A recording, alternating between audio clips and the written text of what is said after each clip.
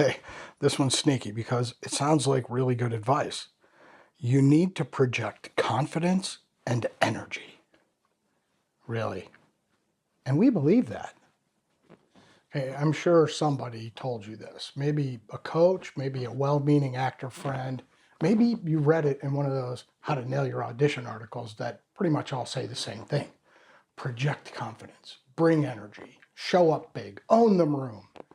And maybe you tried it. I mean, you walked in with your chest out and your voice up and your energy cranked to 11 and it felt wrong. Like you were wearing somebody else's clothes. Well, here's what I want you to hear. That feeling, well, that's your instincts telling you something important, because projecting confidence and actually being confident are two completely different things. And casting directors, they can tell the difference in about 3 seconds.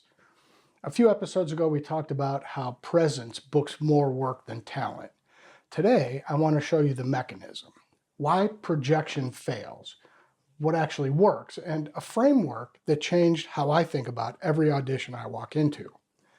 At the Southeast Actor Summit earlier this year, talent agent Jason Lockhart from AMT taught a breakout session on Patsy Rodenburg's 3 circles of energy. And I'm not exaggerating when I say this. It is the single most useful framework I have encountered for understanding what's actually happening when you're on camera. See, here's the simple version. First circle is withdrawn, pulled inward. Your energy doesn't leave your body. You're disconnected from the room, from the reader, from the scene. I mean, think of the actor who's physically there but emotionally somewhere else. Flat, unreachable, shut down.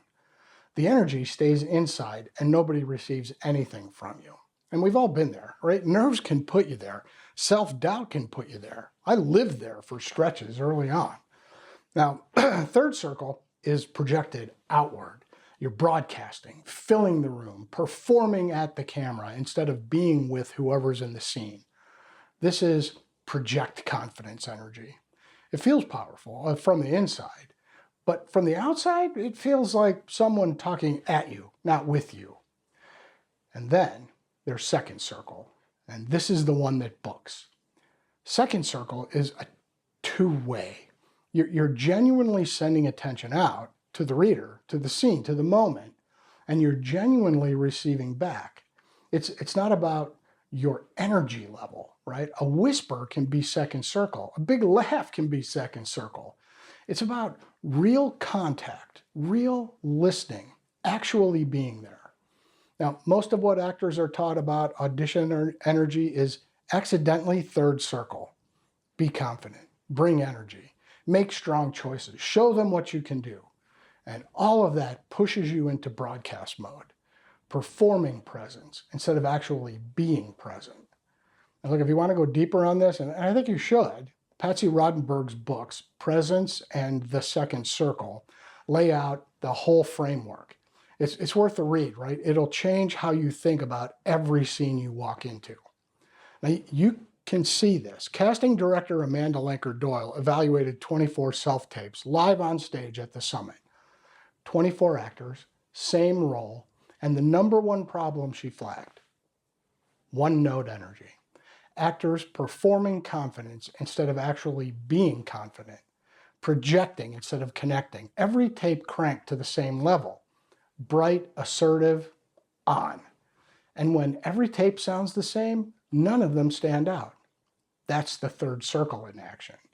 24 actors all broadcasting, and it all blurs together. The actress Amanda flagged as the standout, well, she wasn't the most energetic. She wasn't projecting anything. She was just in the scene, listening, responding, actually there. Second circle. Now, we talked about her in the Presence episode, the one Amanda said was objectively wrong for the role, but would have sent to producers anyway. Same actress, same principle. She wasn't performing presence, she was practicing it. And I'll be honest, I spent a long time in third circle, and I didn't even know it. 20 years in the Navy, 21 years as a government executive in the same world. Third circle works. You project authority. You command the room. You speak with certainty and people follow. That's the job. So when I started acting, I brought that same energy. I walked into auditions like I was briefing an admiral. My shoulders back, voice up, in control, and the performances were fine. They were competent, professional, but they weren't alive because I was so busy projecting I belong here that I forgot to actually be here. I was performing confidence as a shield, keeping the scene at arm's length so nobody could see that I was terrified underneath. Does that sound familiar? Because I've talked to enough actors to know that I wasn't the only one doing this.